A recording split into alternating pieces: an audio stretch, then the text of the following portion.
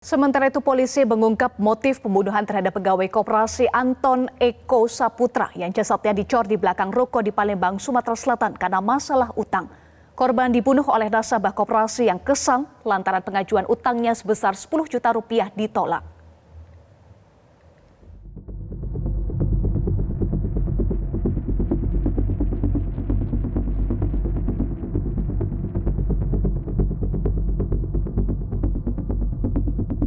Penyidik Satreskrim Polrestabes Palembang telah mengungkap motif pembunuhan terhadap seorang pegawai koperasi bernama Anton Eko Saputra yang jasadnya dicor di belakang sebuah ruko distro pakaian di kawasan Maskarebet, Talang Kelapa, Sukarami, Kota Palembang. Korban diduga dibunuh oleh seorang nasabah koperasi sekaligus pemilik distro bernama Antoni yang kesal karena pengajuan utangnya sebesar 10 juta rupiah ditolak. Korban menolak karena Antoni belum melunasi utang sebelumnya dengan jumlah yang sama. Motif terungkap berdasarkan pemeriksaan terhadap salah satu tersangka berinisial PS yang ditangkap lebih dulu dalam pelariannya di Batam, Kepulauan Riau. PS diduga berperan memukul korban saat berada di dalam distro. Kejengkelan atau sakit hati yang akan kami dalami yang notabene dilatar belakangi karena hutang pihutang.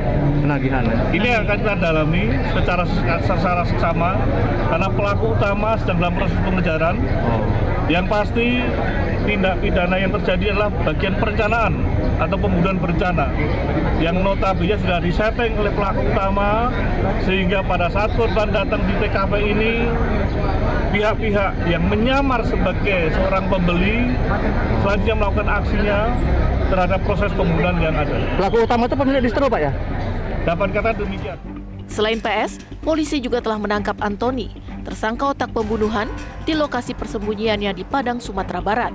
Sementara satu tersangka lain berinisial K, kini masih diburu. Para tersangka diduga tidak hanya membunuh korban, tapi juga mengambil uang di tas korban senilai puluhan juta rupiah.